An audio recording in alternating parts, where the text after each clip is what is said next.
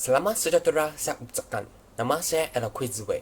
Hari ini saya akan bersama adik-adik kumpulan iaitu Wan Nur Khairun Nisa, Alia Syahira, Nurin Hazira dan Puteri Nurul Hanan untuk membentang tentang tajuk projek Rasionalisme.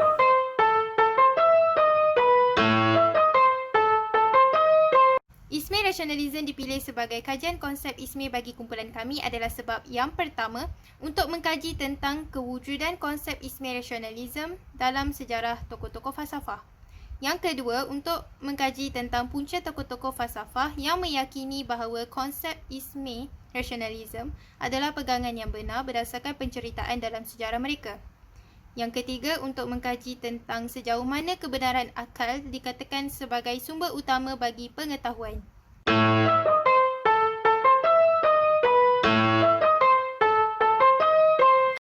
Definisi rasionalisme. Rasionalisme merupakan satu kaedah pendidikan dan juga uji kaji yang berprinsip bahawa akal merupakan sumber utama pengetahuan.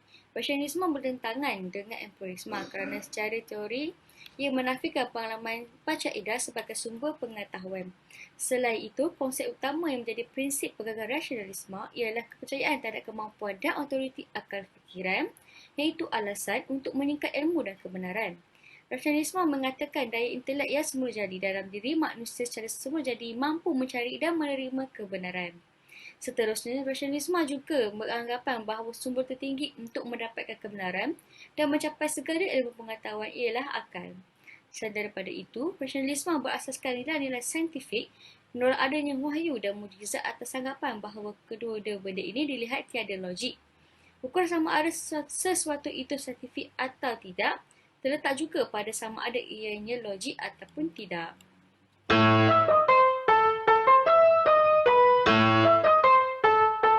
Pengertian rasionalisme. Secara epistemologis menurut Bagus pada tahun 2002 menyatakan rasionalisme berasal dari kata bahasa Inggeris rationalism dan menurut Edward pada tahun 1967, kata ini berakar dari bahasa Latin ratio yang berarti akal. Manakala Lacey pada tahun 2000 menambahkan bahawa berdasarkan akal, katanya, rasionalisme adalah sebuah pandangan yang berpegang bahawa akal merupakan sumber bagi pengetahuan dan kebenaran. Selain itu, rasionalisme adalah aliran yang berpegang kepada prinsip bahawa akal harus diberi peranan utama dalam penjelasan kerana ia adalah sumber utama pengetahuan yang mendalili pemerhatian diri.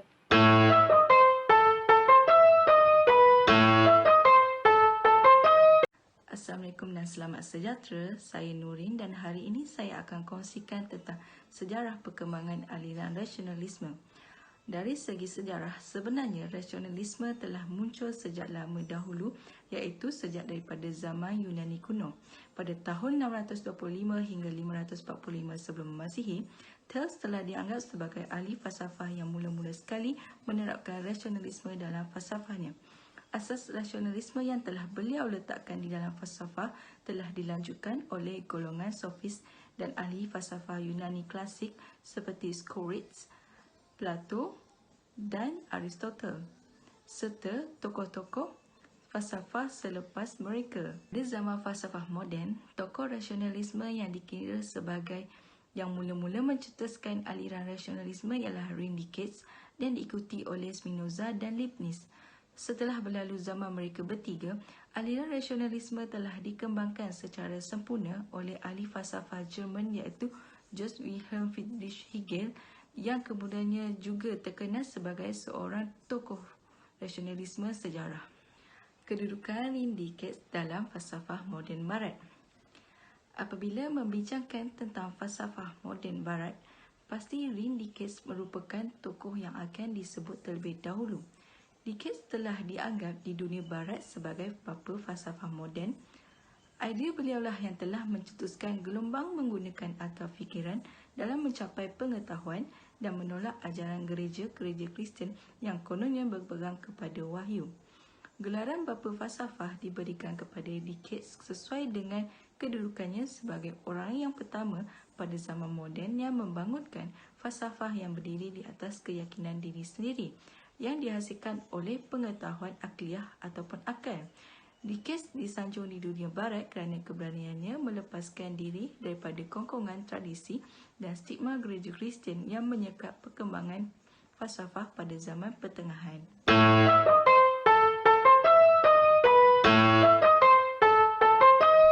Pola aliran rasionalisme merupakan sebuah aliran falsafah yang menyatakan kebenaran dan perlu ditentukan dengan pemikiran logikal dan analisa berdasarkan rasio berbanding dengan analisa yang berdasarkan ajaran agama dan iman. Dalam menangani isu-isu politik, rasionalisme menolak pertimbangan berdasarkan perasaan ataupun emosi, adat istiadat atau kepercayaan popular. Penganut rasionalisme percaya bahawa kebenaran dan kesesatan terletak pada idea dan bukannya pada sesuatu barang itu. Rasionalisme mengambil sikap seperti menolak kepercayaan agama jika ia didirikan tanpa asas yang rasional. Akhir sekali, rasionalisme menggunakan kaedah didaktif dalam penyusunan pengetahuannya, dan rasionalisme juga banyak menggunakan teori kebenaran koheren dalam menguji pengetahuannya.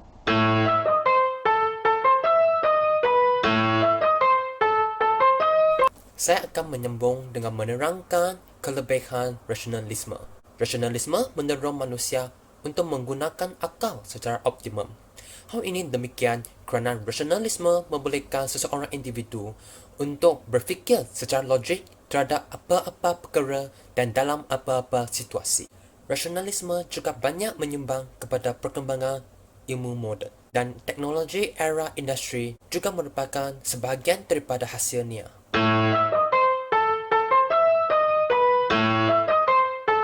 Berikut merupakan dua kelemahan rasionalisme. Yang pertama, menjadikan pemahaman kepada objek di luar skop rasional sebagai titik kelemahan sehingga menimbulkan kritikan tajam yang menyebabkan kepada pemusuhan dalam kalangan ahli pemikir yang sememangnya tidak bersetuju dengan sistem dan ajaran falsafah. Yang kedua, ahli pemikir turut tidak bersetuju dengan subjek di atas objek, iaitu menganggap bahawa konsep pemikiran rasionalisme ini hanya berfikir dari sudut fikiran, akal dan pemahaman masing-masing sahaja yang benar tanpa mengira kebenaran objek rasional.